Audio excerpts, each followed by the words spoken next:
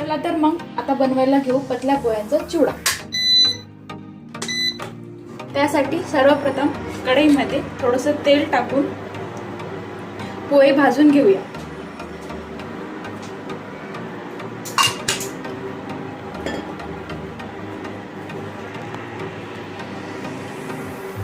तेल 2-3 मिनिटं तापू द्या, त्यानंतर त्यात पतले पोहे टाकून घ्या। चला तर मग आता तेल गरम झालंय, त्यात आपण पतले पोहे टाकून घेऊ आणि भाजायला सुरुवात करू। तोपर्यंत पतले पोहे भाजायचे जोपर्यंत त्याला लालसर कलर येत नाही।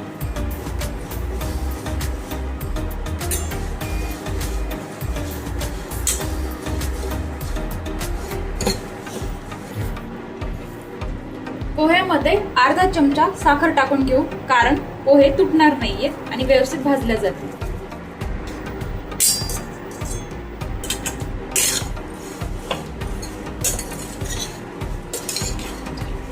छान असे पोहे भाजून घ्या,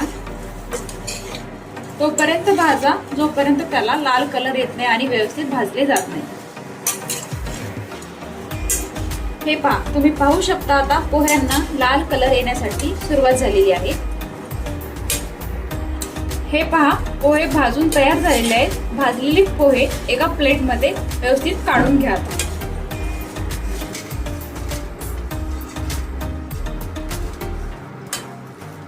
मित्रांनो, आज आपल्या रेसिपीला सुरुवात करूया। सर्वप्रथम त्यात 2-3 चमचे कढईत तेल टाकून घ्या।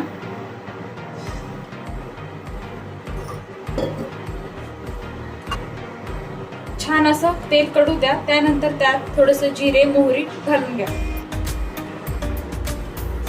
तेल कडल्यानंतर त्यात अर्धा चमचा जिरे, अर्धा चमचा मोहरी घालून घ्या आणि छान असं कडू द्या।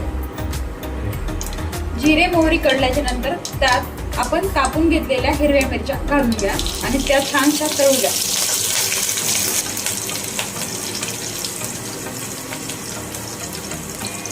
आता त्यात कढीपत्ता घालून घ्या आणि छान कढीपत्ता पण तळू द्या।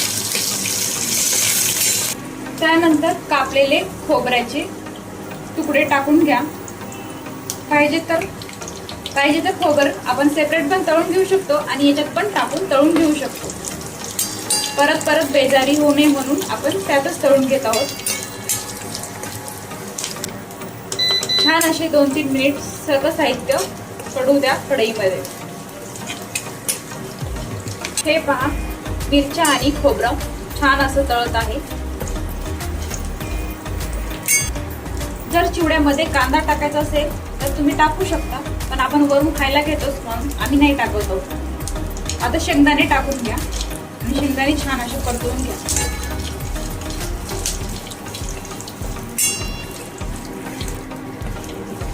हे पहा, सगळे साहित्य छान असं तळत आहे तेलामध्ये।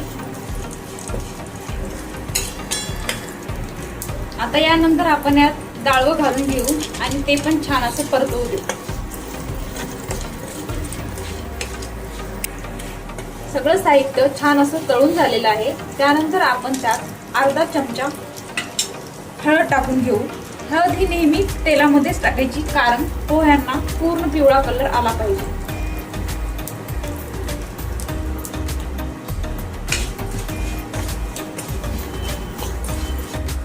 चवीनुसार मीठ पण आपण तेलातच घालून घेतो।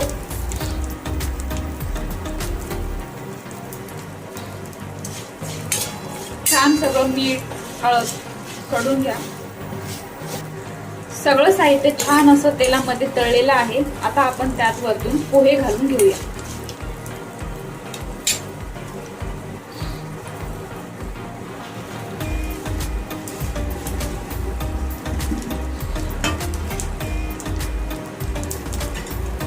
छान असं पोहे परतवून घ्या।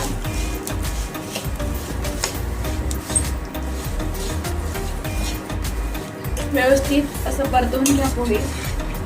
सगळीकडे छान साहित्य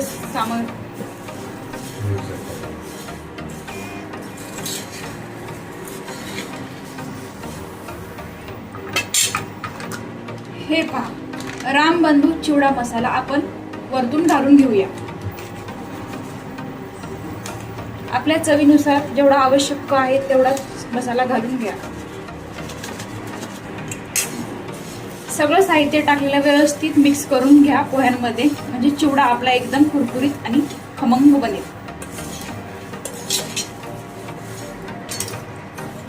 हे पहा, चिवडा तयार झालेला आहे. आपला सगळी सामग्री मिक्स झाल्यानंतर पहा आपला चिवडा किती छान खमंग आणि कुरकुरीत दिसत आहे.